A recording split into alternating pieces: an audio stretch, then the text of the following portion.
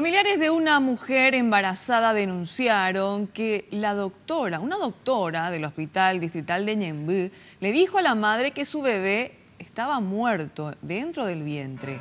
Aún así, la madre tenía dudas porque sentía los movimientos de su bebé en la panza. Fue así que fue hasta una clínica privada, le realizaron una ecografía y resultó ser que el bebé estaba con vida. Ricardo Roa, tenés los detalles, por favor, adelante, te escuchamos.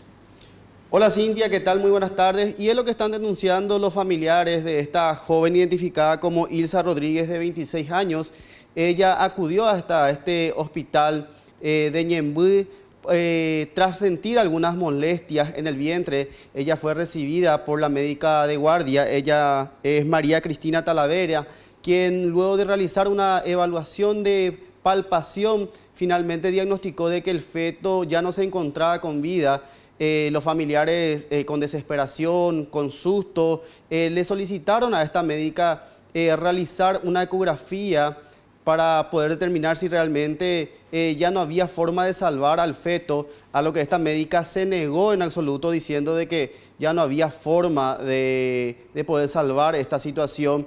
Sin embargo, al día siguiente, esta mujer, la mujer embarazada, dijo de que ella sentía de que su bebé todavía adentro estaba con vida y le solicitó al médico de guardia de ese momento poder realizarse una ecografía, por lo que fue trasladada hasta una clínica privada que queda prácticamente enfrente del hospital, y ahí se practicó una ecografía y el resultado obviamente dio de que el bebé seguía con vida dentro de la panza de esta mujer.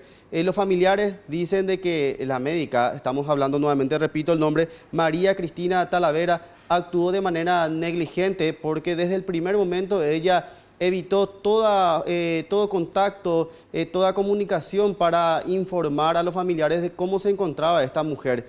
Escuchemos parte de lo que decía. Ella es Eulalia Rodríguez, hermana de esta joven. Porque de que ingresó mi hermana no nos avisaron nada, no sabíamos en qué estado se encontraba. Y después a las 9 de la noche recién yo, porque volví a preguntar, ahí recién pude contactarme con un médico de guardia y que me dijo que mi hermana ya estaba mejor dentro de lo que cabía, ¿verdad? Pero que su feto ya no se iba a salvar más, que el feto ya estaba muerto y que ya estaban esperando nomás ya que expulse de manera natural como corresponde, me dijo cuando eso. También conversamos con el director de este hospital, él es Nilton Torres. Él aseguró que todos los procedimientos se llevaron de acuerdo al protocolo, según lo que él pudo observar en la ficha médica de la paciente, pero de igual manera él ya ordenó que se realice una auditoría médica para poder determinar cómo se realizó realmente este procedimiento. Escuchemos lo que decía.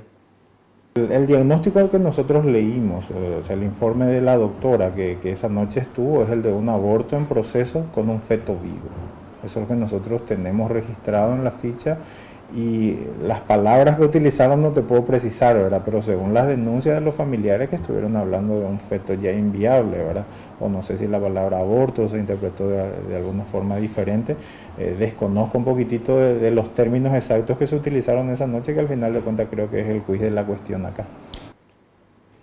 La mujer aún sigue internada en este hospital, pero debido a que su embarazo es de alto riesgo, ella debe guardar reposo absoluto durante varios días. Recordemos de que ella está recién con 22 semanas de embarazo y le queda todavía un largo trecho, por lo que su situación actualmente es de reposo absoluto. Cintia, volvemos contigo.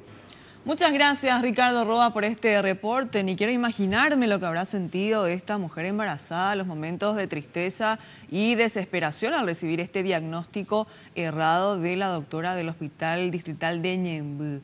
Por suerte, el bebé está bien, ella tiene que guardar reposo absoluto para que su embarazo vaya evolucionando. No obstante, las autoridades del hospital tienen en sus manos la investigación del caso. Ahora...